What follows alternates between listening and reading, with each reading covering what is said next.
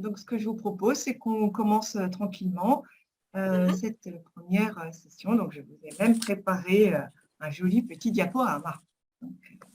Alors, évidemment, vous n'hésitez pas à m'interrompre. Maintenant, je vais vous expliquer un peu le grand principe, mais voilà, c'est la convivialité. Donc, et il n'y a aucune question qui est idiote. Je veux dire, la seule qui est idiote, c'est celle qui n'est pas posée, en fait. Donc voilà. Ok. Alors, je vais partager mon écran. Voilà, donc normalement, vous devez voir mon écran. C'est bon pour tout le monde? Oui, oui, parfait. Super. Alors, donc en fait, voilà, c'est donc la première séance du Tea Time avec Isaora, donc que je programme maintenant tous les vendredis, sauf exception, hein, parce qu'il y a toujours des fois où il y a des exceptions, alors, de 16h30 à 17h30. Donc, c'est une grande première, c'est vraiment la première fois que première séance, première fois que je lance ce genre de format. L'idée, c'est vraiment qu'on ait cet échange-là. Alors, pourquoi j'ai mis 16h30? C'est que justement, c'est pour préparer le week-end. 17h30, normalement, vous êtes tranquille. Donc, on passe un moment tranquille. Et c'est surtout parce que, personnellement, j'en ai assez d'avoir des webinaires qui commencent à 19h, à 20h, ou qui sont en plein dans le midi. Je pense qu'à un moment donné, on a besoin de respirer. Et donc, l'idée, c'est vous prenez ce temps-là pour également respirer avec moi. Alors, déjà, bienvenue. Ce moment-là, pour le moment, il est totalement gratuit.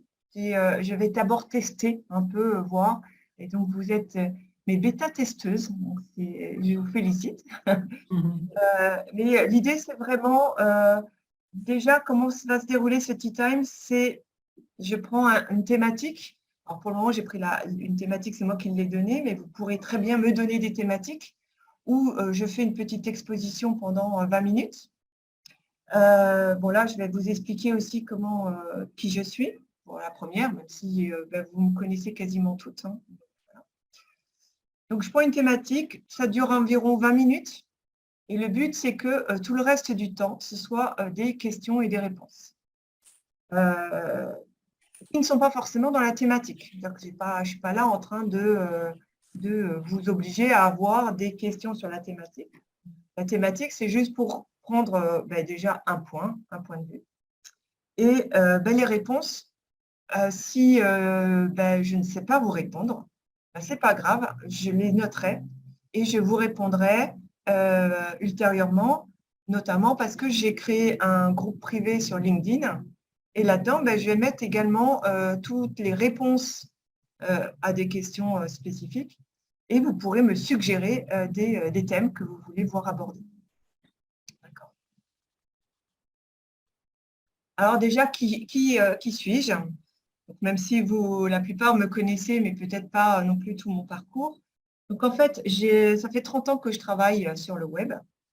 Donc je pense que je suis globalement experte. Hein. C'est devenu vraiment ma passion, tout simplement parce que quand moi j'ai démarré le web, il faut savoir qu'il n'existait que les sites internet, hein, donc c'était des sites internet vitrines. Donc en fait, on ne se posait absolument pas de questions sur l'écosystème digital. On se posait la question juste de waouh, c'est méga compliqué de faire un site internet puisque c'était vraiment du code pur et dur. Donc, il n'y avait aucun outil, WordPress n'existait pas, etc. Et WordPress, quand il a démarré, ce n'était que pour faire des blogs, donc que des articles, il n'y avait rien d'autre. Donc, en fait, c'était à la fois simple, parce qu'on ne se posait pas de questions, mais aujourd'hui, la complexité fait que vous avez une multitude d'outils qui se disent les plus simples les uns que les autres, mais qui, en fait, à chaque fois, il y a des freins dans le fait de vraiment maîtriser ces outils. Et puis surtout, il y a la grosse incertitude qui est mais quel est l'outil qui me convient, qu'est-ce que je dois vraiment utiliser, etc. Et donc, en fait, j'ai décidé de créer Isaora pour accompagner les entrepreneurs dans la mise en place de leur écosystème digital qui leur est propre. Et mon but, c'est de rendre la technique accessible, qu'elle devienne votre allié. Donc, en général, je vais essayer de parler de manière la plus compréhensible possible. Et évidemment, si je sors un terme que vous ne comprenez pas, c'est immédiatement, je lève la main, parce que forcément, de temps en temps, je peux être prise dans une explication et je sors mon jargon. Comme tout métier, il y a un jargon et si vous ne savez pas, vous me taguez avec la main. Voilà. Donc, voilà un petit peu qui je suis. Alors, cette photo, elle est très importante pour moi parce que j'ai fait un coaching d'image il n'y a pas longtemps.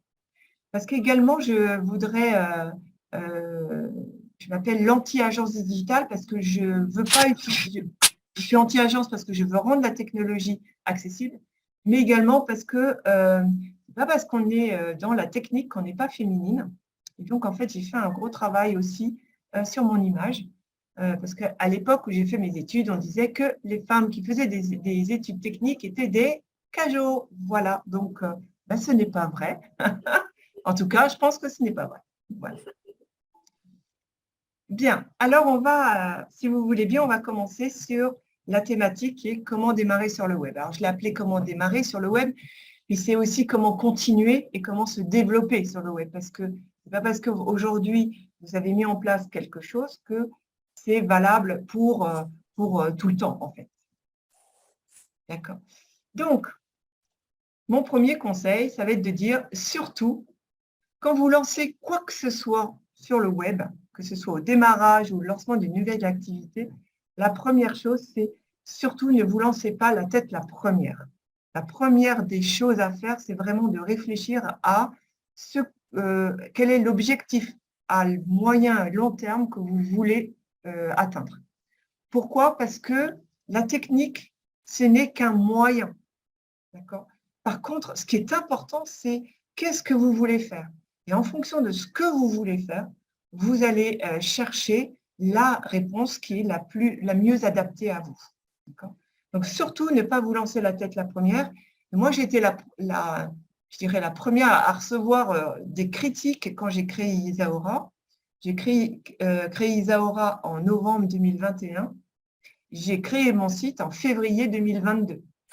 Et en fait, tout de suite, quand j'ai annoncé que je créais Isaura, tout de suite, on m'a demandé, mais il est où ton site Internet? Il est nulle part, mon site Internet, tout simplement parce que ce n'est pas le moment de le lancer. J'ai 1000 autres choses à faire que de lancer un site Internet. Et d'ailleurs, est-ce que c'est un site Internet que je dois lancer en premier? Et ça, je vais vous répondre, ce n'est pas évident. La réponse n'est pas oui, il faut vous relancer un site Internet. Le deuxième conseil, c'est déjà avoir une idée de quels sont les grands canaux qui existent sur le web. Donc, pour ça, vous informer et après définir quels sont vos canaux qui vous correspondent. C'est-à-dire qu'il n'est absolument pas question de mettre tous les outils qu'on trouve, les derniers nés, etc. Ce n'est pas ça. C'est vraiment analyser à nouveau quels sont vos besoins et donc qu'est-ce qui peut répondre à vos besoins. D'où l'importance de ce premier conseil, c'est que si jamais vous partez, vous allez prendre n'importe quel outil et quelque part, ça va faire une explosion et après, vous allez soit pas l'utiliser, soit très mal l'utiliser, soit vous dire, je vais prendre un autre, oublier les abonnements et au bout du compte, ça va vous coûter très cher en termes de prise de temps et d'argent. De toute façon, le temps et l'argent, c'est un peu lié. Alors, évidemment, dans les grands canaux web, il y a les réseaux sociaux. Et si je le mets dès le départ, c'est que c'est un incontournable. Personne n'a attendu que vous arriviez. Donc, il faut vous faire connaître. Et aujourd'hui, les réseaux sociaux, c'est le seul moyen de commencer à avoir une visibilité. Il n'y en a pas d'autre. Par contre, ce qui va être important, c'est de définir, bonjour Kenza, de définir quels sont les réseaux sociaux qui vous conviennent. Est-ce que c'est LinkedIn? Est-ce que c'est Facebook? Est-ce que c'est Instagram, Pinterest, etc. Et même quand vous allez choisir entre LinkedIn et Facebook, est-ce que ce sont les pages perso ou est-ce que vous devez créer des pages pro de votre entreprise? Donc, quelque part, c'est important de définir quels sont les réseaux sociaux, et surtout après, comment vous allez les paramétrer. Qu'est-ce que vous allez commencer à mettre dans ces réseaux sociaux? Ensuite, l'éternelle question, en fait, je dis éternelle parce que depuis que j'ai lancé Isaora, je fais énormément de coaching. Et alors, c'est le débat, page de capture ou site internet ou page de capture. Alors, il y a de nombreux coachs qui vous disent, les sites internet, c'est has-been. Laissez tomber, vous n'en avez pas besoin, c'est cher, c'est long, etc. Moi, je vais être plus pondérée dans ma manière de voir. Le site internet, ce n'est peut-être pas la première des choses à faire, mais à un moment donné, vous allez avoir besoin d'une page un peu corporate qui va vraiment faire le lien de tout ce que vous faites, de tout ce que vous êtes, et de manière un peu plus fluide que des pages de capture et de vente. Alors, revenons à la définition de ce qu'est une page de capture ou de vente. Les pages de capture ou de vente, c'est vraiment des pages qui sont dédiées pour récupérer des emails et les numéros de téléphone de vos prospects, de vos visiteurs. On capture les emails et éventuellement, si dans les pages de vente, on capture aussi la commande, donc on présente les offres. Donc, ça, c'est vrai que c'est très riche par rapport à un site internet où vous allez avoir plusieurs pages et vous n'allez pas avoir des actions immédiates, concrètes pour savoir quels sont vos visiteurs. L'inconvénient de la page de capture par rapport au site internet, c'est que en général, vous allez faire une page de capture pour une offre ou pour une action. Et donc, quelque part, vous allez avoir plein de ces petites pages de capture et pour communiquer, ce n'est pas toujours évident. Par contre, ne pas avoir de page de capture aujourd'hui, je pense que c'est également une erreur parce que ça vous permet vraiment, notamment quand vous vous lancez, d'offrir des cadeaux, de vous faire connaître et vous de commencer à constituer une liste de prospects qu'on appelle des prospects froids et qu'on va essayer d'amener à être des prospects tièdes. C'est-à-dire que dans les réseaux sociaux, vous captez un petit peu tout le monde. Donc, ce sont ce qu'on appelle des prospects froids. Ils n'ont pas forcément besoin de vous, ils ne vous connaissent pas, ils vous découvrent. Déjà, quand ils vont faire accéder à votre page de capture, ça va devenir des prospects tièdes. Ça veut dire qu'ils vous ont dit quelque part, tiens, je suis intéressé. Et le but, évidemment, c'est d'aller vers des prospects chauds qui sont prêts à vendre. Donc, enfin, qui sont prêts à vous acheter quelque chose. Et après, à côté, on a tout ce qui est… Oui, vas-y, Sonia. Excuse-moi, le terme page de capture que je ne connais pas en français, est-ce que c'est ce qu'on appelle la landing page ou c'est autre chose? C'est ce qu'on appelle la landing page. Ok, c'est ça, très bien. Voilà. Okay. Et une landing page peut être une simple page de capture où tu prends juste les coordonnées des gens et tu leur offres quelque chose. Ou ça peut être carrément une page de vente, c'est-à-dire où tu leur demandes de sortir leur carte bancaire. D'accord. Et du coup, sur un site internet, il peut y avoir une landing page, c'est ça? Oui, C'est ça. tout à fait. Tout à Ok, fait. c'est pour savoir si les deux pouvaient être… Les deux, alors, la landing page, je ne parle pas où vous allez faire la landing page. Ok. Cette page de capture. Elle peut être aussi bien sur le site internet que sur un système autonome. Ok. Et ça, là encore, ça va dépendre de votre activité, selon ce qu'il y a derrière. C'est-à-dire que si derrière, tu vends des formations en ligne, tu as intérêt à avoir, de toute façon, tu vas avoir besoin d'une plateforme externe pour héberger ta formation. Donc, finalement, bénéficier d'un système externe pour tes pages de capture. D'accord. Ça, voilà, la réponse, elle est, malheureusement, ça dépend de ton modèle économique, en fait. Okay. À partir du moment, c'est bon pour tout le monde? Oui. À partir du moment où vous avez une page de capture, qu'elle soit dans le site internet ou dans un système totalement autre, il va vous falloir un système d'emailing. Tout simplement parce que capturer des mails, si vous n'avez pas derrière toute une politique d'emailing, ben, ça ne sert à rien. Et les gens vont se dire, ben, on a donné un email, ok, on a reçu un cadeau, puis après, ben, il est aux oubliettes. Vous risquez même d'avoir des gens qui vont demander votre cadeau et qui vont complètement oublier qu'ils l'ont demandé, parce qu'ils sont passés à autre chose. Donc, votre système d'email, c'est aussi de dire « Hello, tu as bien reçu mon cadeau, est-ce que tu l'as lu ou qu'est-ce que tu en as pensé? Si tu ne l'avais pas lu, ben, je te le redonne. » Voilà. Il faut vraiment se dire, les gens, ils vont, ce sont des poissons rouges, hein, ils ont une mémoire de poissons rouges, ils vont à droite, à gauche, et quelque part, le système d'emailing va vous permettre de programmer des emails et de les capter. Et après, ben, il y a les newsletters, il y a les blogs. Alors, les newsletters, ben, ça tombe bien, hein, il y a Véronique qui était en train de faire son article de blog. Eh bien, en général, les newsletters, on peut les mettre un peu moins fréquemment, mais quelque part, c'est aussi donner de la valeur à vos prospects. À partir du moment où vous avez les emails de personnes, vous pouvez commencer à envisager de faire des newsletters pour informer, pour donner de la valeur et petit à petit vous ancrer dans la mémoire des prospects. Et après, il y a tous les autres outils que l'on peut imaginer, comme les agendas partagés, les outils pour faire des conférences, des webinaires, des réunions, des formations. Et tout ça, ben, en fait, ça fait vraiment, excusez-moi, il y a un peu de bruit, un écosystème qui est compliqué et qui n'est pas forcément utile pour tout le monde, mais il faut vraiment que vous définissiez, c'est pour ça que j'ai dit bien au départ, conseil numéro 1, définissez ce dont vous avez besoin.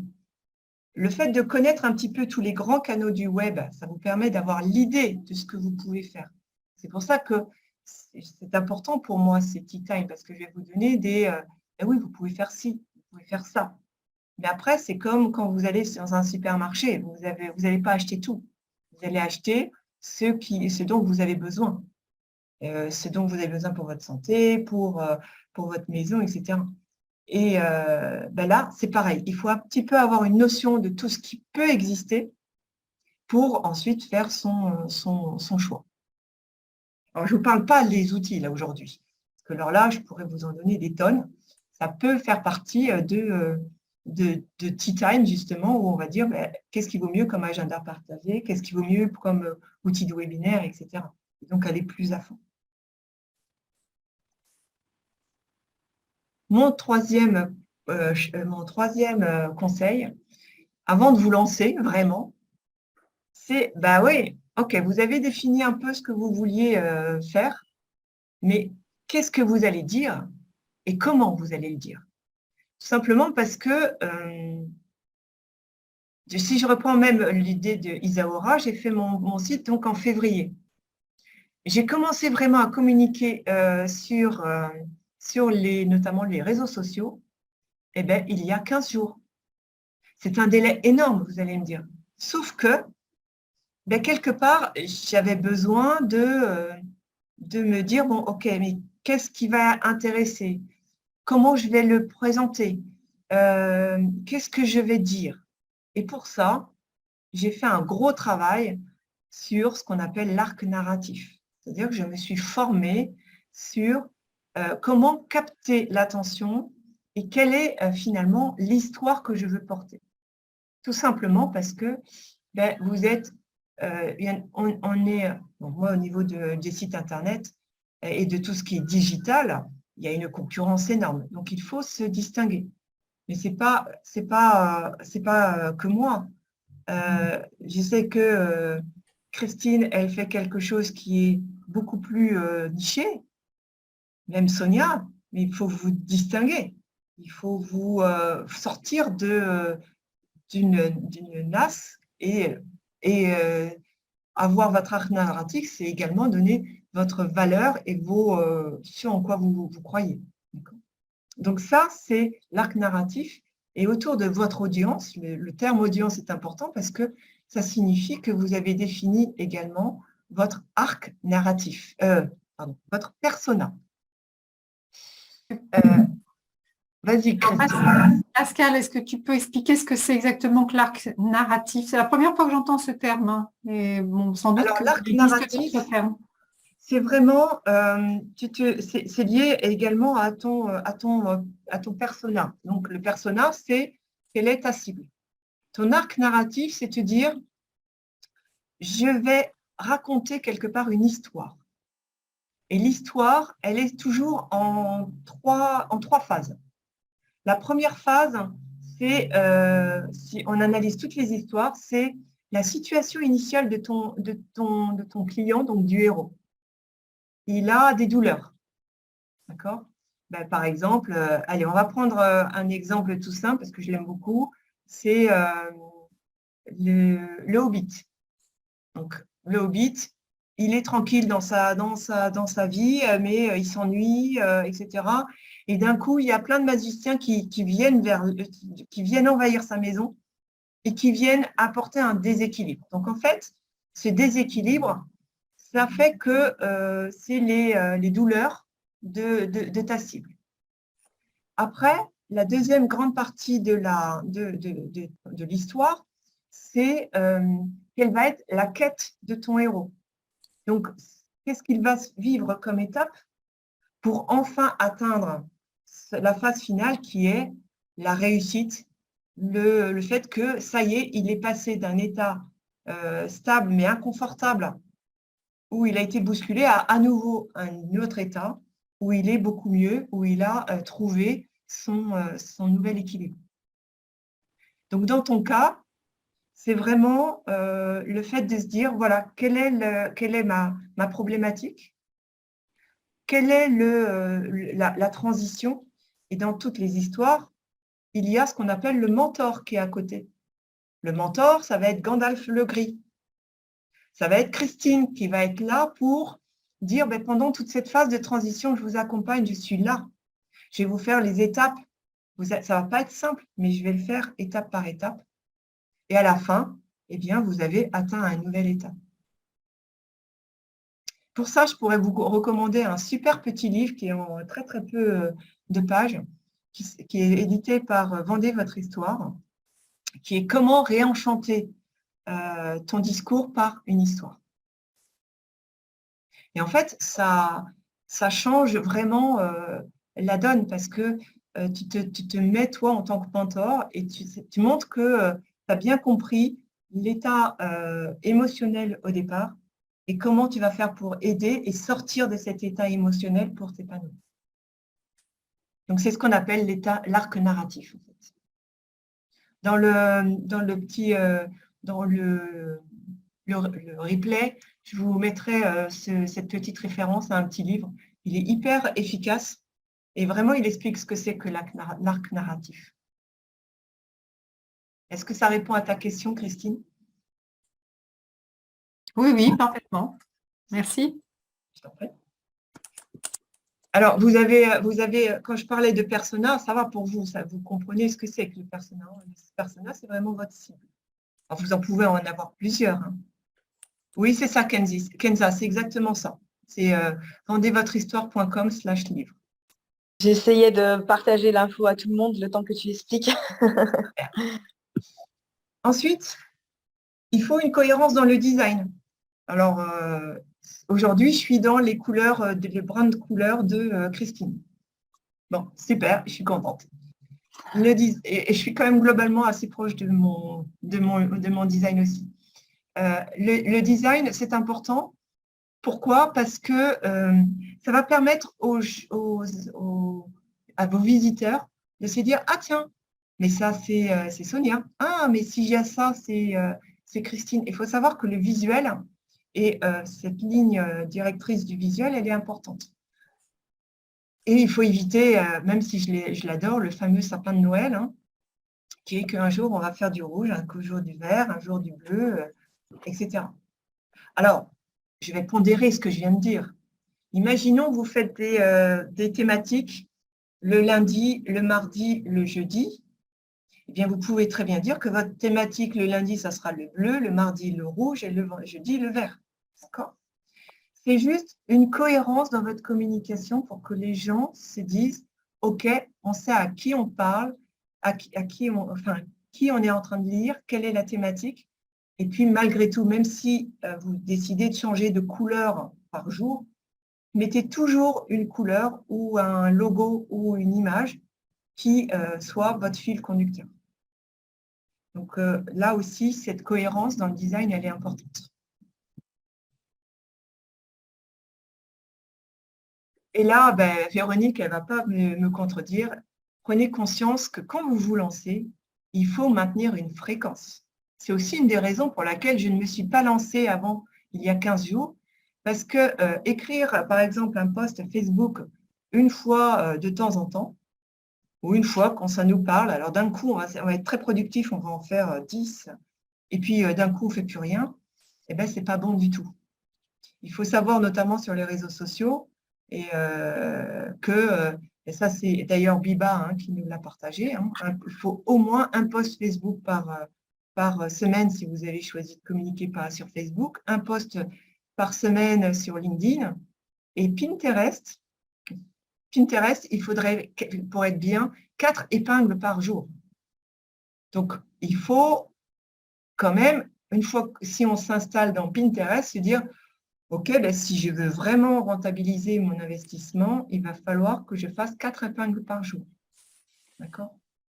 Donc, on va un petit peu réfléchir avant de se lancer en se disant, déjà, il va falloir minimum en faire une par jour pour atteindre l'objectif de 4. Évidemment, il ne faut pas non plus se mettre une pression d'en faire. Il faut y aller pas à pas. Mais il faut être conscient au départ de l'engagement que ça nécessite.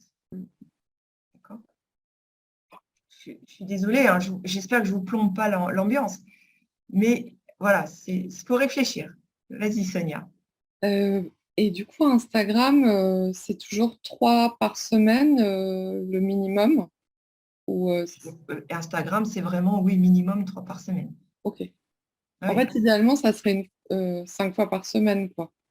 Non, pardon. Idéalement, ça serait 5 fois par semaine. Ça serait une publication par jour.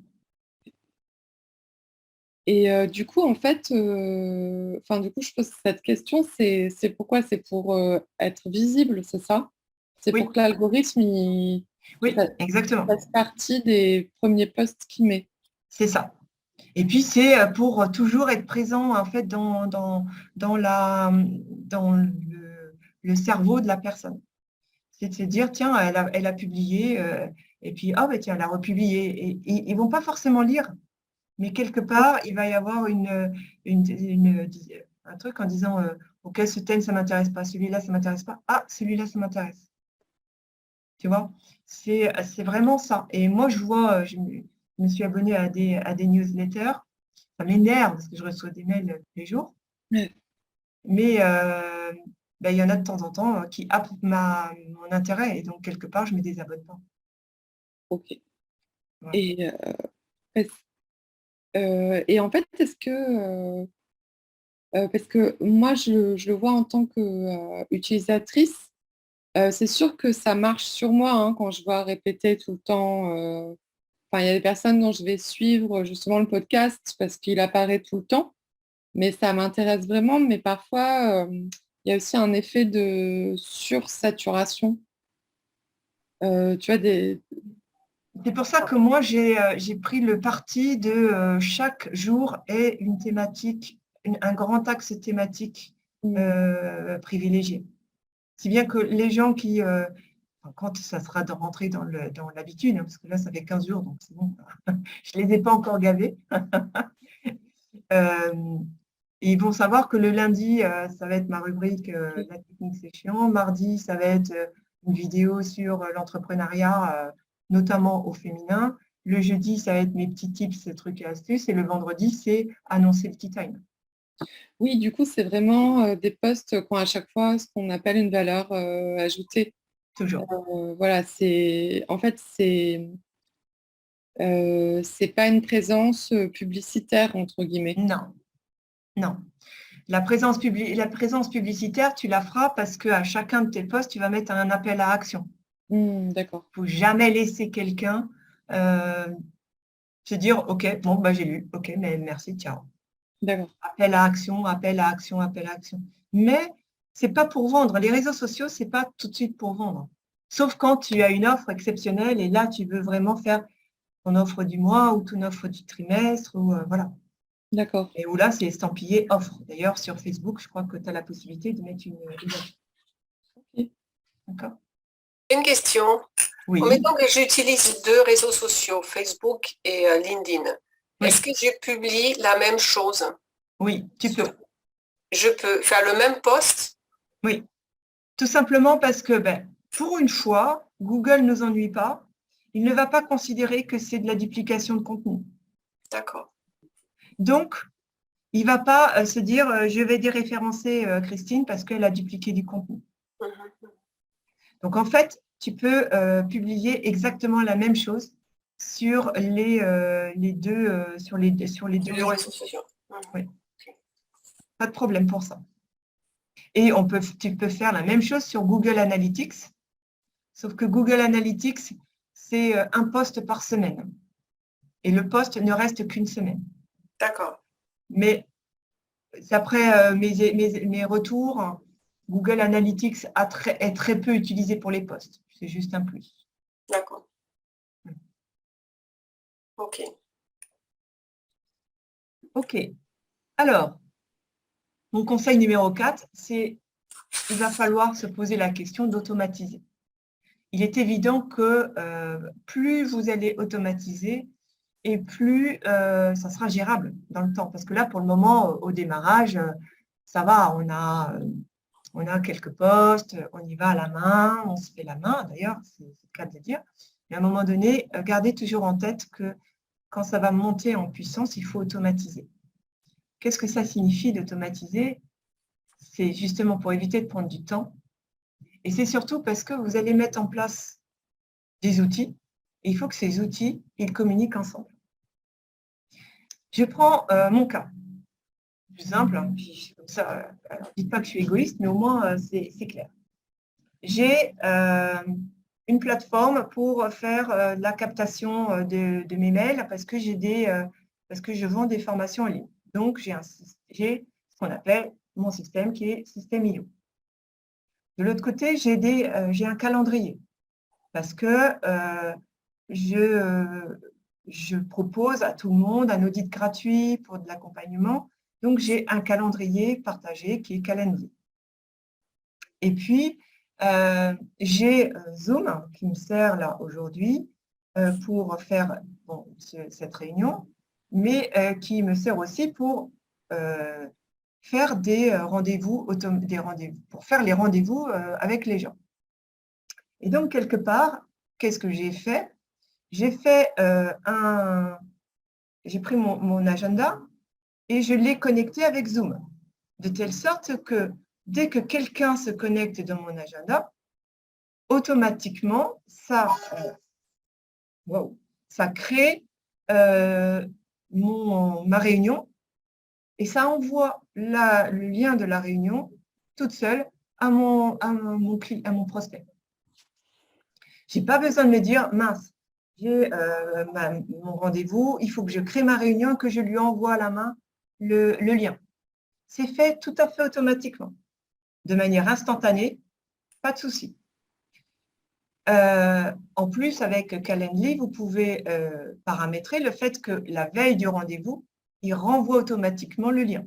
Donc, ça veut dire que quand la personne prend un rendez-vous sur Calendly, vous n'avez rien à faire, tout est déjà paramétré, vous avez juste à vous dire « Super, j'ai un rendez-vous ». Par contre, ça m'intéresse de me dire, comme j'ai pris un rendez-vous et que j'ai demandé à la personne son email et son numéro de téléphone, j'aimerais bien que je le récupère automatiquement dans Système.io. C'est ma plateforme d'email. Ça serait quand même dommage de ne pas le savoir. Et bien là, il y a un petit outil qui m'a permis de connecter mon agenda à mon Système.io. Et donc, pareil, quand quelqu'un se connecte sur l'agenda, automatiquement, ça va dans le système IO. Mais pour ça, je suis obligée de mettre en place toute une petite logique qui me permet au départ, qui est un peu prise de tête, mais qui me permet de tout automatiser. Oui, Kenza.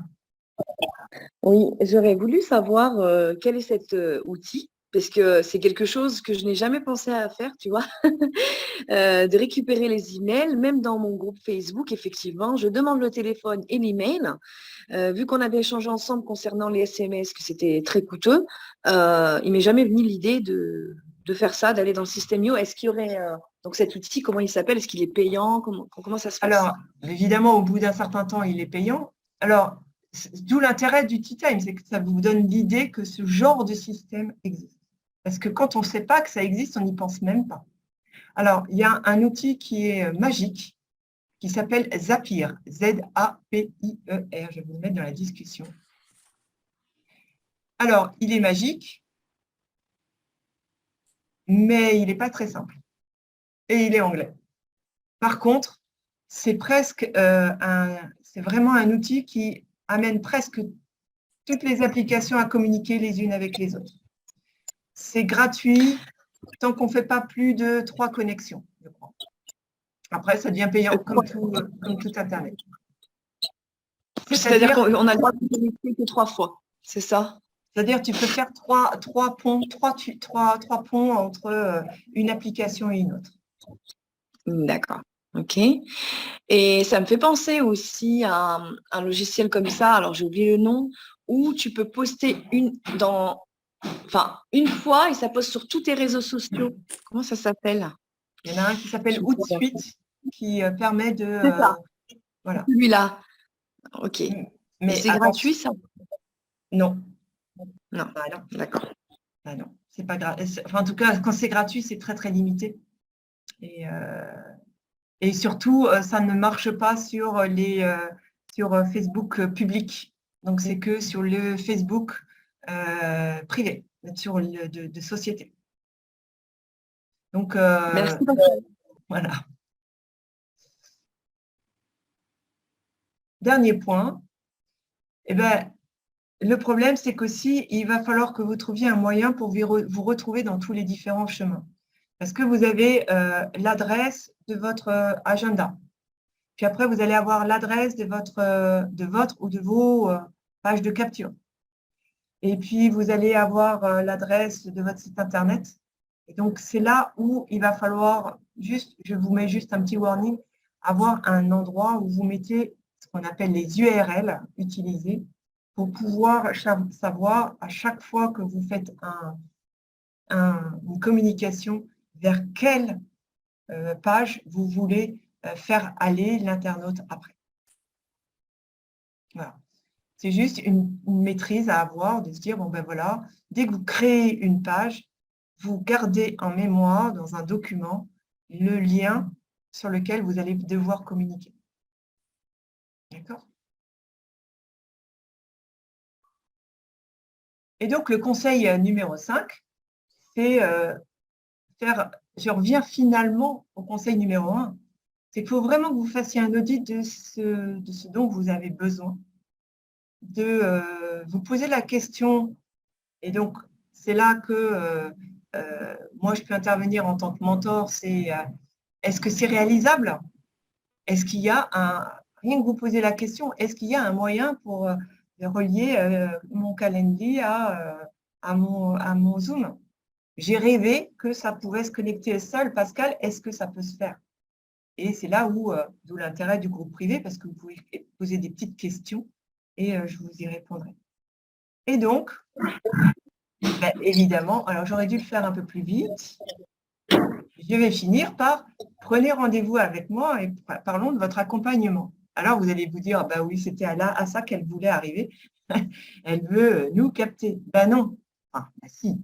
Mais en fait, quelque part, c'est pour vous montrer, à chaque fois que vous communiquez, que ce soit un webinaire, que ce soit un petit quiz, que ce soit quoi que ce soit, il y a besoin de faire un appel à action.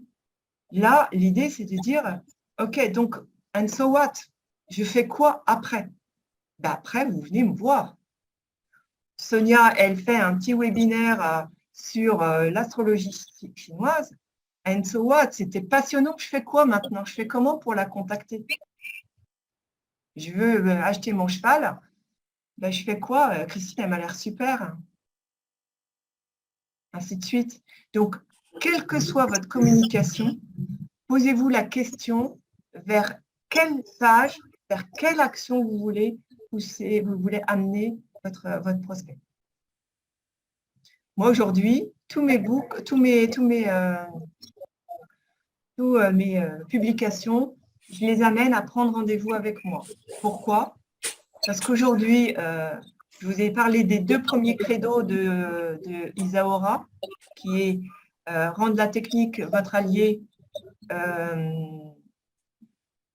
C'était quoi? Ah oui, c'est aussi la technique n'est pas l'antithèse de la féminité. Mais il y a mon 3e credo et que je suis en train de perdre. C'est le digital n'est pas l'antithèse de l'humain et de l'humanité. Donc, je veux dire, parce que j'ai quand même pas mal de personnes qui me disent, bah oui, mais si je me lance trop dans le digital, je risque peut-être de déshumaniser mon business. Ben non, Internet, c'est un moyen. Et c'est un moyen aussi de le rendre humain. Ben, si vous faites par des webinaires, par des rendez-vous, vous vous rendez compte qu'il y a une communauté et qu'il y a une entraide. Donc finalement, je n'ai pas perdu mon 3e credo. Donc tout va bien. Moi, j'ai une question, Pascal, s'il te plaît. Lundi dernier, tu n'étais pas là avec Biba.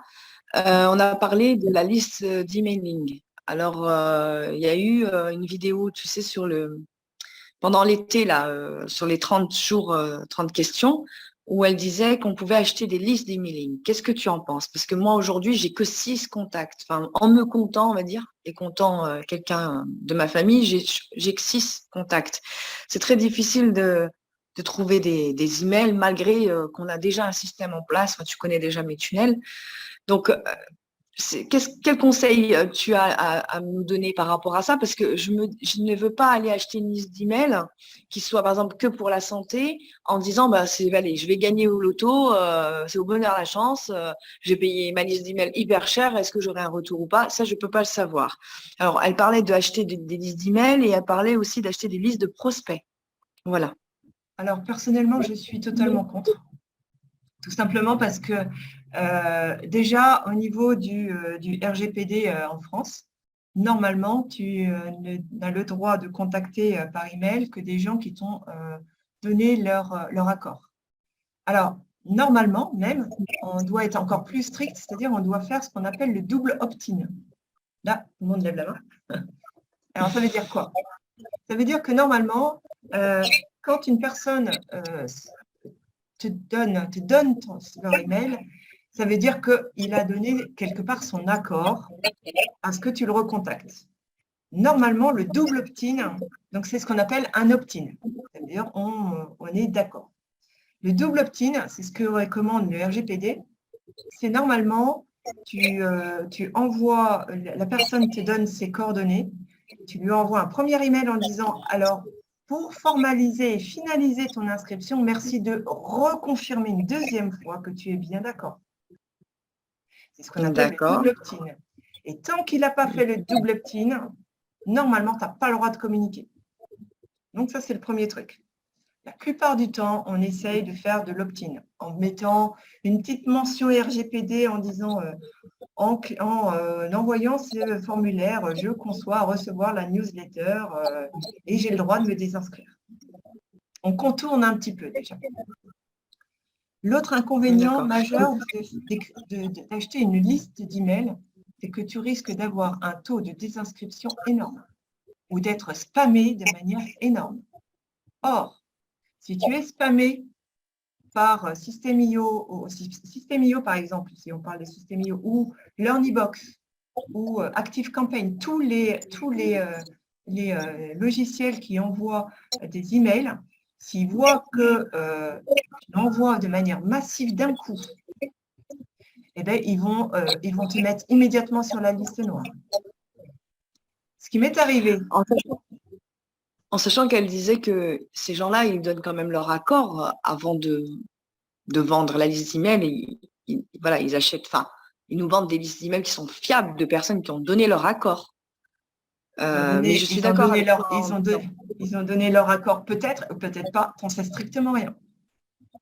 Oui, ça, et ils ont donné peut-être l'accord à la société, mais pas forcément pour que ce soit vendu après derrière. Moi, j'en sais rien. Normalement, le RGPD fait que non seulement toi, tu dois respecter les règles, mais tu dois faire que les fournisseurs avec qui tu travailles respectent les règles. Et si les fournisseurs avec qui tu travailles ne respectent pas les règles, tu peux être verbalisé, en tout cas, tu peux avoir des problèmes. Et donc, moi, je suis pour plus attirer les gens pour notre personnalité, ce qu'on propose, attirer aussi notre cible, donc plus développer nous-mêmes notre liste d'emails. Donc, je n'étais pas plus pour acheter. Mais quel conseil tu aurais, en fait, justement, parce que c'est pas facile. Moi, je poste quand même 2 à 3 fois par jour sur les réseaux. Je suis quelqu'un d'assez assidu, 5 fois, comme demandait Sonia, donc 5 fois, oui, du lundi même au dimanche.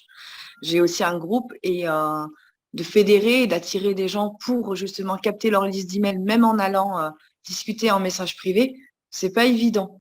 Est-ce que tu auras un conseil pour plus développer des emails alors à ce moment-là? Pas beaucoup plus que ce que j'ai donné et que ce que je fais. Moi, actuellement une quinzaine d'emails, hein, c'est tout. D'accord. Bon, alors, ça me rassure. Voilà. Ça me rassure. J'ai une dernière petite question. Juste 30 secondes, il y a Véronique. Non, mais elle dit qu'elle terminait, donc on la laisse terminer. D'accord, ok, super. Vas-y, Kenza. Merci, Véronique. Juste une dernière question. Moi, je n'ai pas LinkedIn pour rejoindre ton groupe, donc comment ça se passe quand on n'a pas LinkedIn et que du coup on veut… Il faut créer un compte LinkedIn, effectivement.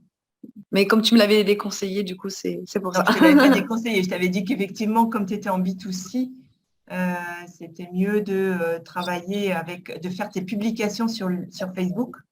Par contre, tu peux avoir toi ton propre compte personnel LinkedIn sur lequel tu ne communiques pas forcément et qui regroupe mon groupe privé. Alors, pourquoi j'ai fait mon groupe privé sur LinkedIn? Tout simplement parce que j'ai 100 voire 1000 fois plus de connexions sur LinkedIn en followers que sur Facebook. Donc, merci. Ça veut dire que ma cible, elle est sur LinkedIn. Vas-y, Véronique.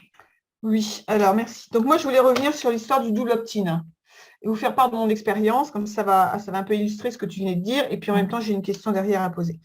Parce que donc j'ai une liste microscopique aussi, sauf que j'avais du monde sur LinkedIn. Et je me suis décidée, donc c'est quelque chose qui s'est passé hier avant-hier et je vais rentrer la liste là, après avoir trié les choses, je me suis retrouvée avec une liste de 1100 personnes avec lesquelles je suis en lien numéro 1 sur LinkedIn. Et il m'a été dit que lorsque l'on était en lien numéro 1 sur LinkedIn, c'est comme s'ils avaient approuvé la connexion. Donc ma question, elle ne vient pas toujours, hein, parce que c'en est la première partie. Donc ça, c'est pour illustrer par rapport à ce que tu as dit tout à l'heure. J'avais déjà essayé de faire quelque chose de cet ordre-là avec une petite liste de 300 noms de la même provenance il y a 6 mois. Donc, j'injecte ça dans System.io, je reçois un mail, d'où vient votre liste, bloqué. Eh oui. Et donc, je raconte l'histoire du premier lien sur LinkedIn et ils me disent, il faut absolument que vous fassiez passer votre liste dans une moulinette pour la nettoyer. Donc, ils m'ont donné un lien, je leur ai demandé quel outil je pouvais utiliser. Donc, je vous redonnerai le lien si vous voulez. Ça s'appelle email, bref, un truc tout simple. Ça coûte quand même 4$ pour une liste de 1000 mails, mais bon, voilà, ça m'énerve, mais c'est comme ça. Voilà, et donc je l'ai fait, ça s'est très bien passé. Donc, hier, j'ai recommencé et ma liste qui faisait 1100 noms, elle est passée, une fois le nettoyage fait, à 850. Oui. parce qu'il y avait des spams, parce qu'il y avait ceci, parce qu'il y avait cela. Et donc, ce que j'ai fait, plutôt que de me faire encore rejeter par System.io, c'est que j'ai commencé par leur envoyer un mail en leur disant, voilà, je viens d'avoir l'accusé de réception auprès du système de nettoyage, est-ce que vous m'autorisez à injecter? Ils m'ont répondu, donnez-nous la preuve, alors que je n'ai donné l'image, bon, c'est pas grave, donnez-nous la preuve que, donc j'ai réexpliqué cette histoire du LinkedIn en première ligne, du machin, j'ai rappelé que j'avais donné la preuve du nettoyage que j'avais fait 1 heure plus tôt, et j'ai reçu un mail en disant, ça y est, vous pouvez injecter votre liste. Donc voilà la méthode que vous pouvez utiliser si à un moment donné, vous avez ça. Donc ça c'est clair pour moi, c'était juste pour donner le témoignage. Maintenant, ma question, c'est que là, je ne suis qu'en première opt-in. Et donc, est-ce que la sagesse, compte tenu de ce que tu viens d'expliquer, ce serait que j'envoie à ces 850 personnes un email en leur disant, attention, à partir de lundi prochain, je vais vous abreuver tous les jours d'un email parce que je suis en train de préparer une petite campagne. Et est-ce que vous acceptez de recevoir ces emails d'information? Complètement. Je pense que c'est hautement recommandé. C'est notamment, c'est pas recommandé juste pour cette fois-ci.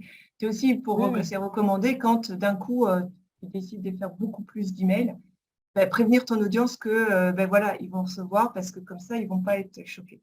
Mais oui, c'est le genre de choses. C'est une bonne pratique. Ça montre aussi ton respect par rapport au contact. Oui, c'est ça. Et puis, je peux tout à fait commencer par mail dans le respect du RGPD. Voilà. Vous avez accepté d'être en première ligne avec moi, mais je vous ai inclus dans ma liste d'emails et je vous demande de bien vouloir confirmer. Voilà. Et donc, quelque part, après, si tu as des inscriptions, au moins, tu garderas que les gens qui sont… Une liste hyper propre. C'est ça. Mais ça, c'est important. Alors, pour rebondir sur ton expérience, et je te remercie de l'avoir partagée parce qu'elle est vraiment intéressante. Moi, il faut voir que il y a 2 jours, j'ai d'un coup envoyé plusieurs newsletters, plusieurs emails alors, sur des listes minimalistes, puisque c'était entre 8 et 15 personnes, mais j'ai envoyé 5 emails dans la journée. Eh bien, immédiatement, System.io m'a bloqué. Liste noire, et il m'a dit, nous sommes en train de vérifier ce que vous êtes en train de faire. Donc, on ne peut pas faire n'importe quoi.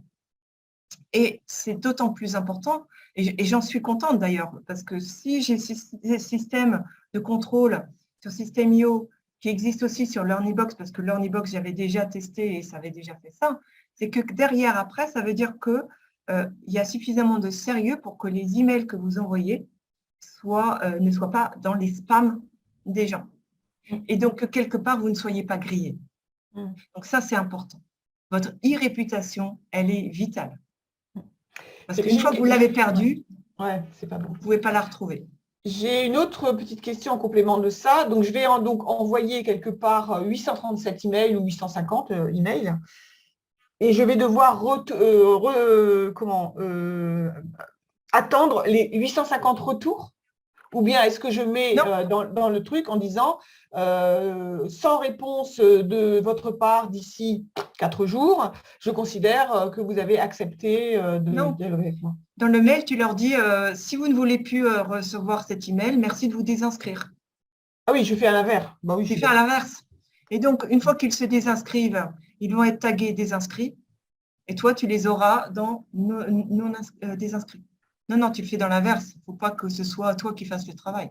Et donc, quelque part, à partir du moment où tu leur envoies un mail là, en leur disant, voilà, je vous préviens, je vous ai mis, si vraiment vous n'êtes pas d'accord, tu mets le bouton se désinscrire, en gros, et puis voilà. D'accord. Bah oui. Tu le mets en plus gros que simplement dans les… parce que souvent, tu as une règle pour se désinscrire, qui est tout petite. Là, tu la mets un peu plus grosse. Alors, il y a une question là de Christine. Et comment as-tu fait pour prendre cette liste d'emails sur LinkedIn? En fait, il y a une possibilité, effectivement, sur LinkedIn de récupérer tous les contacts et de les exporter. En fait, c'est un long travail, parce que l'idée, c'était d'aller récupérer les emails que les gens ne mettent pas forcément. Mais sur les gens que j'avais, c'est que des pros, des professionnels. Donc, parce que là, dans la liste départ, quand j'ai fait un premier nettoyage, il y a de gens qui ne pouvaient pas être concernés par ce que je faisais. C'est ça que j'ai éliminé surtout. Il y en avait une trentaine qui n'avaient pas d'email. Mais en fait, pour faire ça, parce que j'ai 2200 contacts sur LinkedIn. J'allais pas à la mimine prendre les 2200 contacts. Il n'y a pas d'outil. Donc, qu'est-ce que je fais? Je suis allée sur 5 euros. J'ai cherché dans la liste quelqu'un qui savait faire ce genre de truc. Et puis, ça m'a coûté 100 euros. Mais en plus, il a répondu extrêmement vite. Je lui ai donné ces 100 euros et il m'a récupéré la liste des 2000 noms complètement qualifiés. C'est-à-dire que j'ai un énorme fichier avec le nom de la personne, son email, la ville, enfin, tout ce qu'il y a dans la fiche d'identité LinkedIn.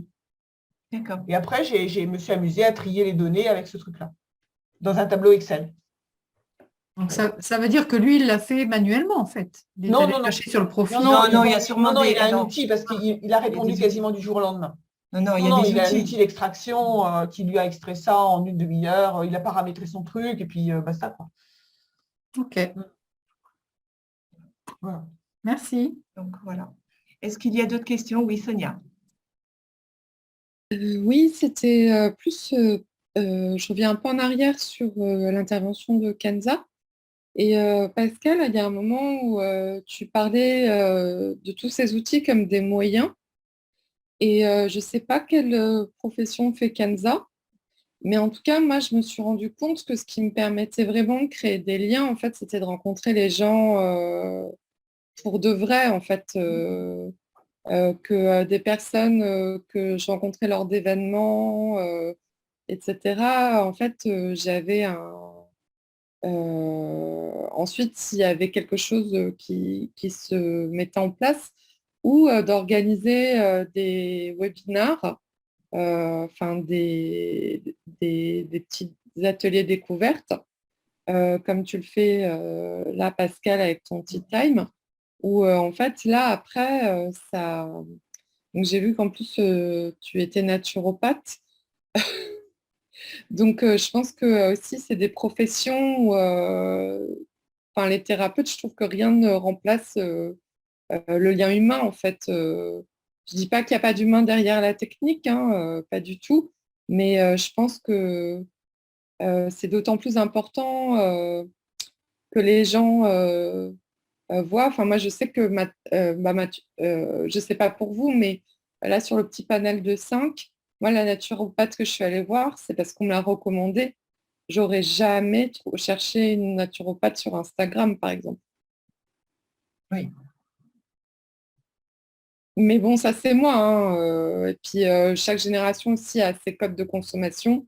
Moi, j'ai 40 ans, mais sans doute les personnes qui ont 30 ans, ils sont beaucoup plus enfin, je pense que pour eux, c'est plus simple. Enfin, ils ne se posent pas la question. Peut-être qu'Instagram, c'est un très bon réseau pour trouver une naturopathe.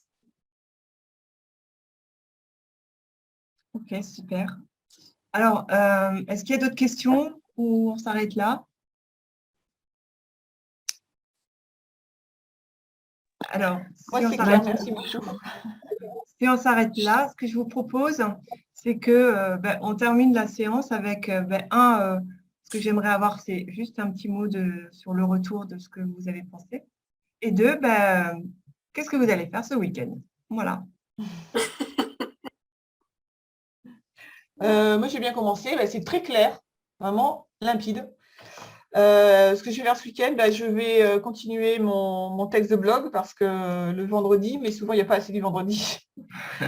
Et puis, en fait, je les écris sur Word pour en conserver une copie. Il n'y a pas de problème après. Et après, l'injecter, ça ne s'injecte pas comme ça.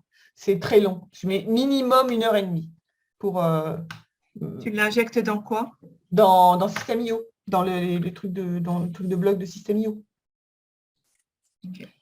Et parce que je fais pas un seul truc. Le peu que tu veuilles mettre un titre, une photo, voilà, puis des puces et machin, il faut prendre chaque micro-bloc les uns derrière les autres, quoi. C'est ça. Et même si le texte est très bien préparé, ou préparé à fond, voilà, il y a du temps, il y a du temps de toute façon.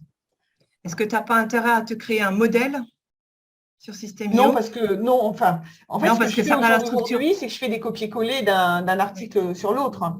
Ouais. Mais comme c'est jamais la même structure, enfin, quasiment jamais la même structure, c'est jamais, et forcément, il y a toujours un titre, un texte, et ou pas des puces, et ou pas des photos. Je ne sais pas dans quel ordre. Donc, Maintenant, je connais bien le système, donc je vais relativement vite. Je suis plus en train de chercher comment on fait quoi là, mais j'injecte pas le truc d'un bloc. Alors, pose-toi la question si tu ne devrais pas faire dans l'inverse. C'est-à-dire que tu écris dans System.io et ensuite, une fois que c'est bon, tu le vois sur Internet et tu fais un copier pour le mettre dans Word. Alors, je l'ai fait une fois. Non, ça ne marche pas. D'accord. Parce que si tu veux, le truc, c'est que j'ai quand même un temps de recherche qui est quand même assez long. C'est pour ça que je passe autant de temps pour écrire aussi. Oui, hein. d'accord, C'est ok. parce que c'est l'écriture, c'est la recherche. Et les systèmes comme ça, c'est pareil sur WordPress, c'est pas assez souple pour qu'on puisse voilà, injecter des trucs, faire des copier-coller, supprimer, nanana, c'est pas souple du tout. On est d'accord, on est d'accord. Voilà. Tout à Donc, fait. On arrive à la limite des systèmes. oui, voilà, c'est ça. Et ce qui est, enfin, peut-être que dans quelques années, ça va changer, mais je trouve bizarre que ce soit dans System.io ou dans Word, enfin, de toute façon, quels que soient les systèmes, qu'on n'ait pas un système aussi souple que celui qu'on a dans Word. Pourquoi ça reste bloqué? Alors, je pense que c'est à cause des balises qu'il y a derrière ou je ne sais pas quoi. Je trouve ça très bizarre. C'est un truc que je n'arrive pas à comprendre. Mais Oui. pourquoi ils ne nous mettent pas le… Parce que là, enfin, ça sera peut-être le thème, c'est le codage derrière et notamment pour Oui, c'est le ça. référencement n'est pas du tout le même. Voilà, n'est pas du tout le même. Donc, j'imagine bien que c'est à cause de ça que ça bloque comme ça. Mais voilà. Ok, super. Merci de ces partages. Qui veut suivre? Moi, je veux bien. Je suis contente, j'étais contente de venir. Par contre, je suis un petit peu déçue parce que moi, tout ce que tu as, tout le fil que tu as déroulé, c'est quelque chose que je connais. Alors juste, j'ai quand même appris quelque chose puisque je ne savais pas qu'on pouvait récupérer les adresses mail sur LinkedIn. Donc ça, c'est une piste intéressante. Et puis, je suis un petit peu déçue parce que je pensais que j'allais pouvoir avoir le temps de poser mes questions qui sont liées à ce que je suis en train de travailler en ce moment. Oui. Et du coup, ton exposé a pris, et les questions sur l'exposé ont pris finalement tout le temps. Voilà, mais je ne sais pas. Peut-être que je réessayerai de revenir une fois, mais voilà, pour voir Oui, comment c'est vrai que c'est le premier, donc peut-être qu'effectivement, on est Mhm. resté un peu trop sur là-dessus. Et moi, je pense que ce qui serait intéressant, c'est aussi que vous posiez vos questions en amont. Comme ça, moi, ça me permet aussi d'y Pas de répondre. problème. Et je pense que ça pourrait être… Là, c'est la première, donc effectivement, je n'avais pas de questions. Mais voilà, je pense que ça serait sympa, ça serait intéressant que vous posiez vos questions. Comme ça, j'ai fait aussi une session, les questions qui m'ont été posées. Oui, et d'autre part, moi, j'avais compris que ce moment, il était destiné vraiment à consacrer à la technique pure. Donc, je ne pensais pas que tu allais parler des réseaux sociaux, tout ça. Donc, moi, je pensais vraiment qu'on restait dans la technique. Voilà, mais peut-être que c'était une introduction. C'est l'introduction, pour c'est amener le le premier. reste. Ouais. Voilà. C'est le premier. Et Moi, donc, c'était vraiment des questions de technique pure que je voulais te demander sur l'Ornibox, des difficultés que je rencontre en ce moment et que je voulais te demander. d'accord, ok. Écoute, de toute façon, là, ce qui serait bien, c'est que tu me poses les questions dans le groupe privé. Et puis comme ça, moi, ça me permet de préparer les réponses. Dans le groupe privé de LinkedIn, tu veux dire? Oui, c'est ça. Ok. Ou bien tu me l'envoies, comme tu as mon adresse, tu peux me l'envoyer aussi en messagerie privée, ça ne me pose pas de problème. D'accord, ok. Merci bien. Il n'y a rien. Bon, moi j'ai bien aimé, j'ai encore appris des choses pour la préparation de mes publications, je cherche des idées. C'est vrai que j'ai tout commencé à mettre en place, c'est-à-dire LinkedIn, Facebook, le site, mais je ne me suis pas encore lancée sur la publication régulière. Donc j'ai besoin encore d'être guidée, donc moi je suis très contente, ça m'a beaucoup plu. Voilà, merci. Et pour le week-end, j'habite dans le sud, on attend la pluie, donc tout est un peu en fonction de la météo. Oui. Et voilà, donc… Ah oui, je t'ai pas demandé, Christine, pour le week-end. Oui, ah oui. Ah oui. Ah oui, Christine. Justement, je vais essayer de travailler continuer sur ce que j'avais à faire, ce que j'avais prévu par rapport à ma page de vente. Voilà. D'accord, ok. Pas de souci. Tu sais que tu peux me contacter, hein. Il n'y a pas de souci. Ok, merci. À toi, Sonia. Alors, moi, je voulais te remercier, Pascal, pour ce tea time. Et en fait, j'ai pas été surprise parce que dans un post, il était indiqué en fait de quoi tu allais parler aujourd'hui. Donc, voilà, tu t'es tenu au programme qui était comment dire, prévu. Et du coup, moi, j'ai appris pas mal de choses complémentaires. Ça m'a permis aussi de réviser, par exemple, sur les réseaux sociaux, notamment sur LinkedIn. Je ne savais pas du tout qu'on pouvait faire des groupes privés sur LinkedIn. J'en ai un sur Facebook, mais voilà, je ne savais pas.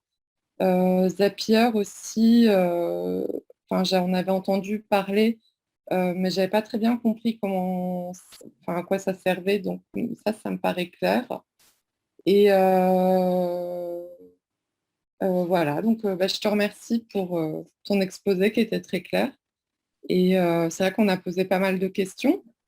Du coup, voilà, peut-être est-ce que la prochaine fois, on peut te laisser parler, puis ensuite on pose nos questions ensuite. Enfin, je sais pas.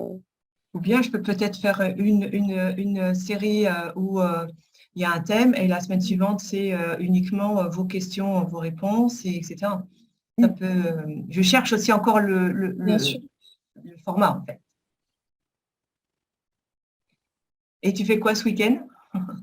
Eh bien, je vais écouter de la musique. Je vais à des concerts ce week-end. Ah ouais, super. Bon, ben, écoutez, moi, j'étais très contente de vous voir. On va pouvoir continuer avec d'autres points. Votre retour est important, c'est la première. Et moi, ben, je vais aller travailler parce que j'ai pris beaucoup de retard ce mois-ci. Et j'ai une grosse échéance lundi. Donc je vais travailler. Et puis, ben, j'ai une toute petite mauvaise nouvelle, c'est que j'ai peut-être ma course Paris-Versailles que je vais peut-être pas pouvoir faire parce que je viens de déclencher une tendinite au talon d'Achille. Ah, Donc, dommage. je vais voir le podologue tout à l'heure. On va bien voir. Je vais croiser les doigts. Peut-être que je vais pouvoir le faire. J'en sais rien. C'est dans 3 semaines. Et bon, voilà. C'est la petite mauvaise nouvelle d'hier. Donc, je ne vais pas courir ce week-end.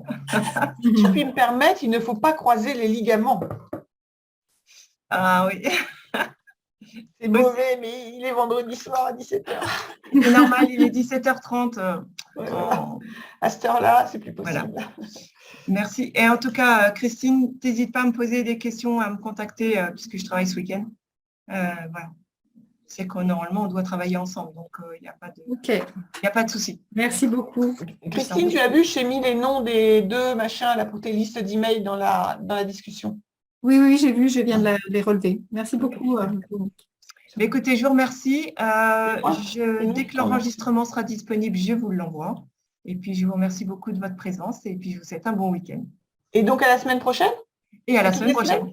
Ah oui, c'est toutes les semaines. Alors, il y aura une semaine, le vendredi fin septembre, où je ne pourrai pas parce que je suis avec un séminaire avec Max Piccinini. Ah, moi aussi.